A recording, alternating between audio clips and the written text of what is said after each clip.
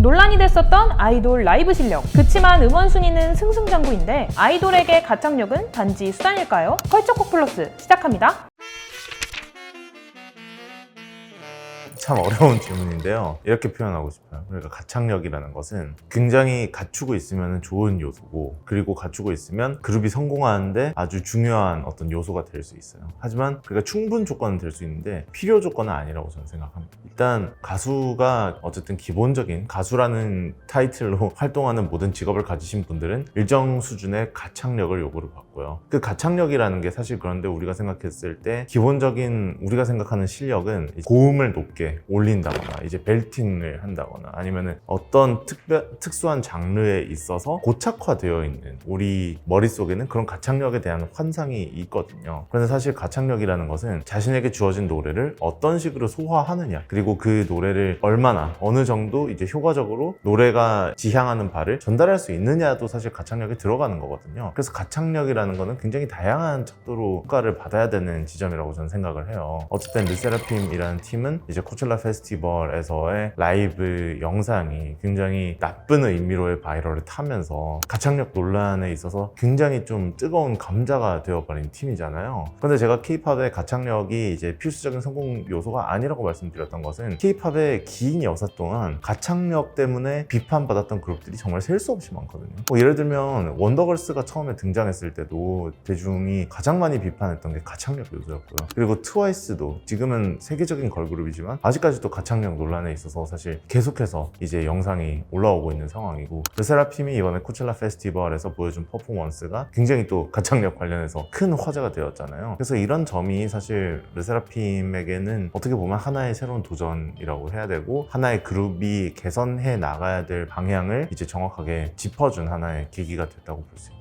우선은 곡을 어느 정도로 소화하는지가 가창력에 있어서 가장 중요한 정도라고 저는 생각을 하기 때문에 이거는 이제 르세라핌을 만들어 나가는 모든 분들이 고민해야 될 지점이라고 생각을 해요. 르세라핌이 진짜 고난을 맞닥뜨렸다는 게 중요한 것 같아요. 르세라핌이라는 팀은 물론 이제 본인들이 주장하기로 굉장히 고난이 많고 뭔가 새로운 도전을 하는, 그렇기 때문에 이 모인 팀이라는 이야기를 계속해서 강조를 하잖아요. 예를 들면 멤버들이 한번 데뷔했던 멤버가 뭐 다시 새로운 그룹으로 합류를 하고 자신의 꿈을 포기하고 뭐 다시 합류를 하고 이런 식으로 이제 뭉쳐진 그룹이고, 그런 메시지를 계속해서 전달을 했단 말이죠. 그래서 사실 그 과정에서 이제 많은 분들이 이 콘셉트에 대해서도 사실 좀 비판하시는 분들이 많으시잖아요. 그러니까 그런 점에서 르세라핌이 이번 크레이지라는 제목부터가 일단 뭐 콘셉트 설명에서도 나오지만 아무 생각하지 말고 좀 미쳐보자 이런 메시지를 담고 있다고 하고, 그래 한번 뚫고 지나가 보자라는 그런 어떤 지향점 자체는 기획을 잘 한 것 같다고 저는 생각을 해요. 문제는 르세라핌 을 바라보는 시선 그리고 평가의 잣대가 굉장히 높아졌기 때문에 앞으로 그것을 어떤 식으로 극복해 나갈지는 이제 노래가 나오고 앨범이 나오고 어떤 퍼포먼스를 보여주느냐에 따라서 굉장히 평가가 갈리지 않을까라고 생각합니다. K-팝 아이돌이 일단 독자적으로 자신이 어떤 역량을 키워서 이 모든 상황을 타개해야 된다라는 것은 사실 이게 앞뒤가 맞지 않아요. 왜냐하면은 르세라핌을 기획하는 사람들은 르세라핌 멤버들이 아니거든요. 그리고 르세라핌의 노래를 만드는 작곡가분들도 르세라핌 멤버가 아니거든요. 그렇기 때문에 제일 중요한 것은 그 멤버의 색과 멤버가 가지고 있는 재능과 이 팀으로 맞물렸을 때 어떤 효과적인 음악을 펼쳐 보일 수 있느냐, 그러니까 이게 그 능력치를 파악하는 게 굉장히 중요하거든요. 그런데 제가 봤을 때 지금까지는 물론 정말 잘 맞는 노래도 있었습니다만은 그게 미묘하게 다 어긋나 있었다는 생각이 좀 드는 거예요. 예를 들면 금기를 깨고 도전을 하는 어떤 진취적인 메시지에 맞는 노래들이, 르세라핌은 항상 앨범에 인트로 곡이 굉장히 세련된 이제 전자음악 곡을 하나씩 넣어요. 그래서 그런 노래를 듣고 기대를 하는데, 이제 타이틀 같은 경우는 예를 들면 굉장히 최근의 트렌드에 좀 연결이 되는 그런 노래를 만든다거나 아니면은 이제 들어봤을 때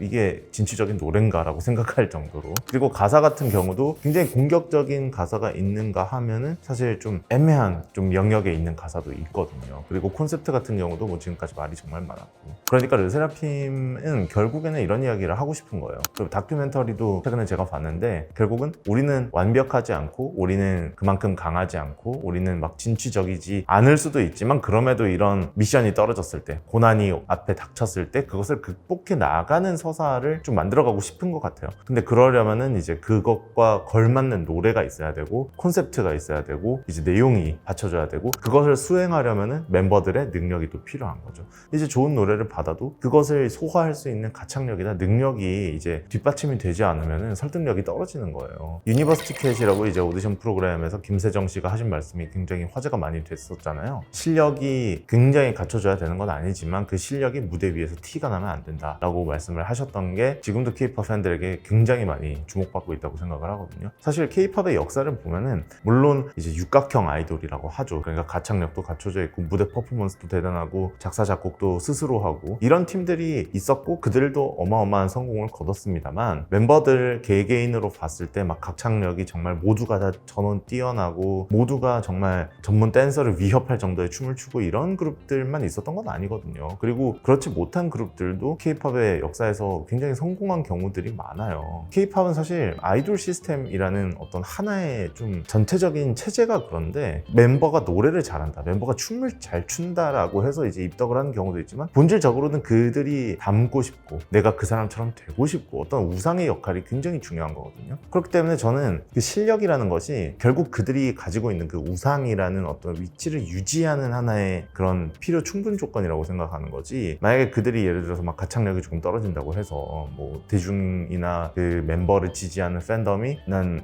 이 멤버는 노래를 못하니까 난 탈덕을 해야지 이런 경우는 거의 없을 거란 말이죠. 그래서 저는 그런 점은 이제 K-팝뿐만 아니라 아이돌 시스템 전체를 바라볼 때 어느 정도 가져야 되는 시각이 아닌가라고 생각을 합니다. 이게 더불어서 이제 가창력이라는 능력이 절대적으로 하나의 척도로만 판가름할 수 있는 것도 아니고요. 그냥 외모죠, 사실. 왜냐하면 저는 이제 음악 평론가이기 때문에 음악이 얼마나 잘 만들어졌느냐, 콘셉트가 얼마나 뛰어나냐 이렇게 생각을 하는데 그게 다 부족함에도 인기를 누리는 그룹들도 분명히 있어요. 그거 왜 그러냐면 K-팝 아이돌 시스템이라는 것이 어쨌든 청소년들의 우상이라는 어떤 개념으로부터 출발했고 지금도 사실 그 멤버가 노래를 잘하고 못하고 퍼포먼스를 잘하고 못하고 이것은 사실 저는 좀 그 그룹을 사랑하는 사람들에게는 부차적인 요소라고 생각을 하거든요. 예를 들면 이런 식으로 서사도 만들 수 있어요. 처음에 데뷔했을 때 가창력 관련해서 굉장히 비판받는 어떤 멤버가 있었어요. 그런데 그 멤버가 계속해서 노력을 해서 차츰차츰 성장해 나가는 모습을 보여요. 그러니까 그 멤버는 오히려 하나의 서사를 가지고 있는 거예요. 물론 저는 그렇지 않은 세상을 꿈꾸기 때문에 어느 정도 우리가 생각하는 외모의 정상성이 있잖아요. 막 너무 말라야 된다거나 막 너무 어떤 특정한 스타일에 매몰된다거나 전 그런 게 좀 싫거든요. 그래서 이제는 사실 좀 다른 식의 K-팝 그룹도 많이 나와야 된다고 저는 생각하고 그 가창력 논란 이런 것들에 대해서 비판적인 시각, 뭐 비난은 사실 좀 지양해야겠지만 비판적인 메시지에 대해서 이야기를 듣고 이제는 좀 다른 개선점, 그러니까 오래 갈 수 있는 건강한 K-팝이 과연 무엇일까를 고민해보는 계기가 되었으면 좋겠습니다.